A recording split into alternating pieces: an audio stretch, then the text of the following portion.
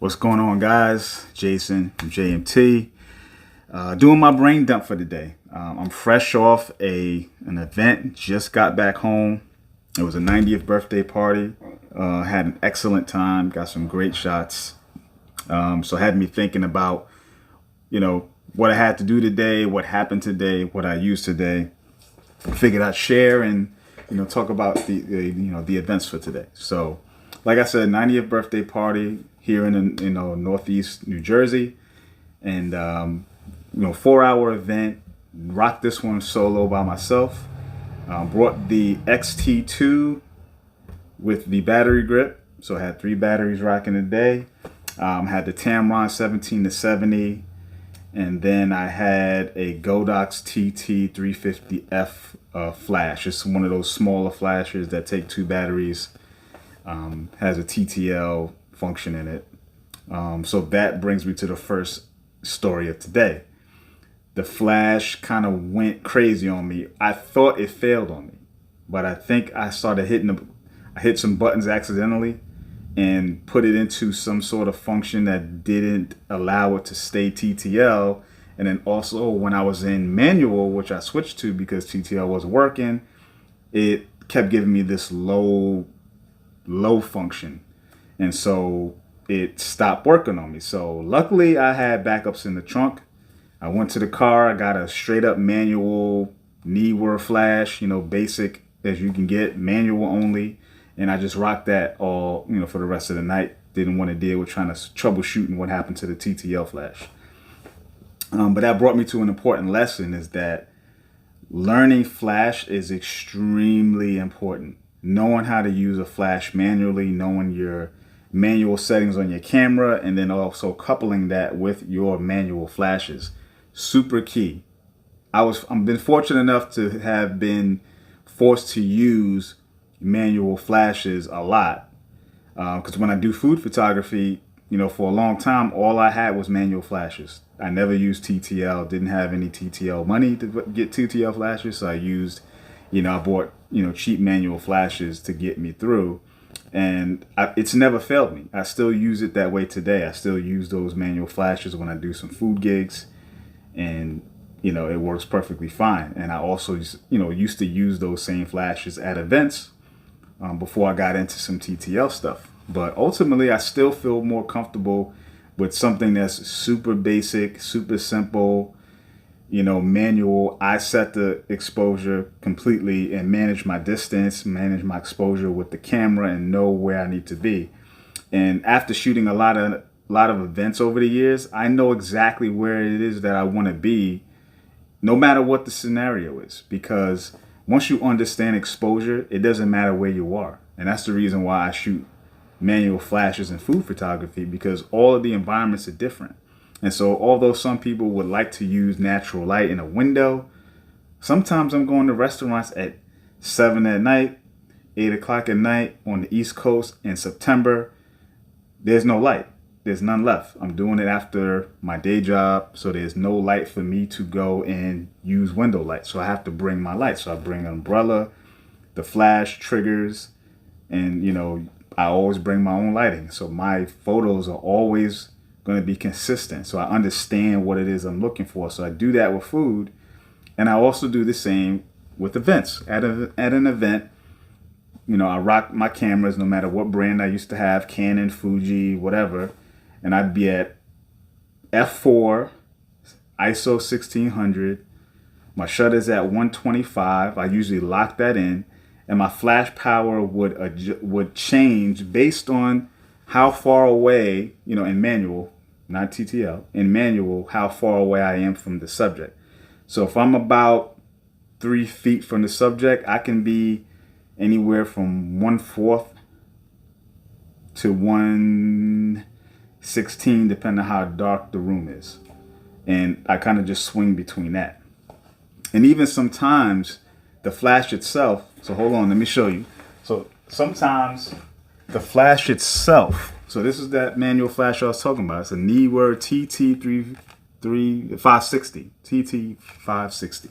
So sometimes I don't even change the power. I'll leave it at 1/4, which is not too much power. or 1/8, something like that, something low. And then instead of having it straight up, if I'm close to the subject, I'll keep it straight up.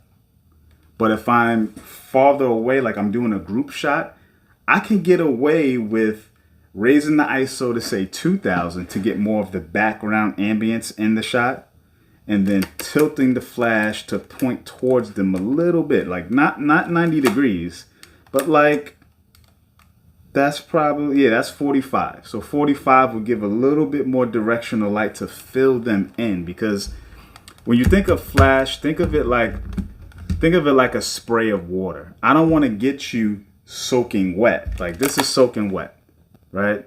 That's soaking wet. I just want to spray you and get you misty and cool you off, right?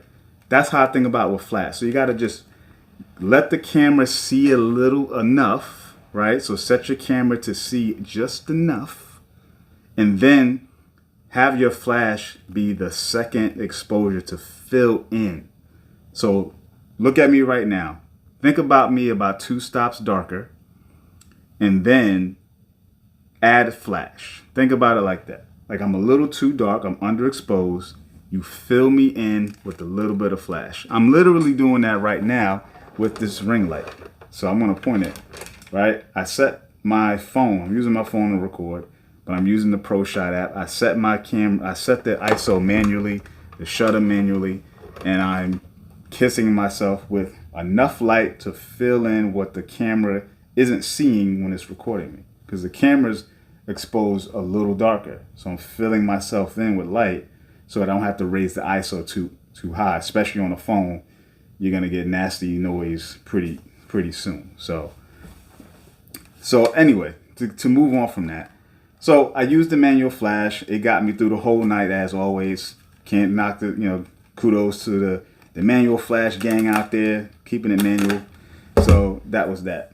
So I started thinking about my workflow and all these other things. The thing about today, I kept it light. All I had was a sling on me. I kept the sling on me that had everything I was using today. And then I had a backup kit in the trunk. And it was just a book bag with a second camera, second flash, which I used, right? That was the second flash. And then a second lens. So everything, just duplicated everything, had it in the trunk. And I needed the flash, so I went to the trunk, got the flash, came back. And then I think about like what I've been doing for the last, a couple of weeks. So an update here with Lightroom. I'm loving it. I've been using Lightroom on my Samsung Tab S8. I've kind of been trying to free myself. When I think about photography, I'm always trying to get free, and using smaller cameras and smaller bags and less lenses and less things. Less is more, and it's all about freedom. And freedom can get you some great results. And using a tablet to edit in Lightroom has been so freeing because I can do it anywhere. I've been in my backyard. Me and my wife, hooked up our backyard during the pandemic, so we've been able to use that. And I've been sitting back there, with my tablet editing. My old laptop is really big. It's a 15.6, and it's a little old, so it's got some weight to it. The battery life stinks. It's still a good powerhouse laptop, so it's more like a desktop. But I'm loving using a tablet and the pen to edit. And prior to having Lightroom and this tablet, everything was done in Luminar on the laptop. So I had to really kind of sit there and do it.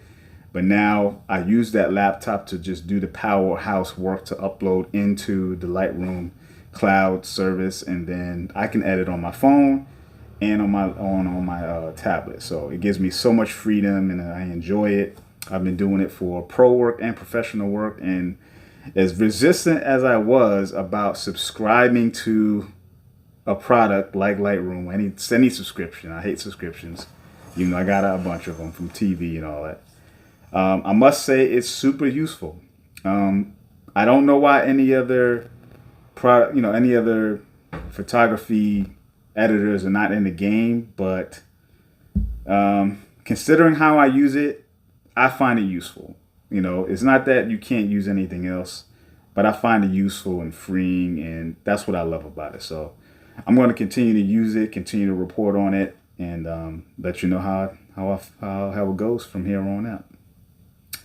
So that's my day. I'll probably follow up with something else, another video where I share some of the photos I took and, more flash. Because I want to do this channel, by the way, I want this to be more about the theory and practice of photography rather than just the gear. Because at the end of the day, I can only buy so much gear and trade in things and try things.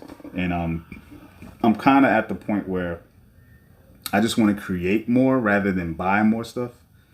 Not that I really did a whole lot of buying, but I have tried a lot of cameras in the last couple of years. Especially, coming from a novice enthusiast all the way to a professional. I went through the motions of trying a lot of things and just figuring it out.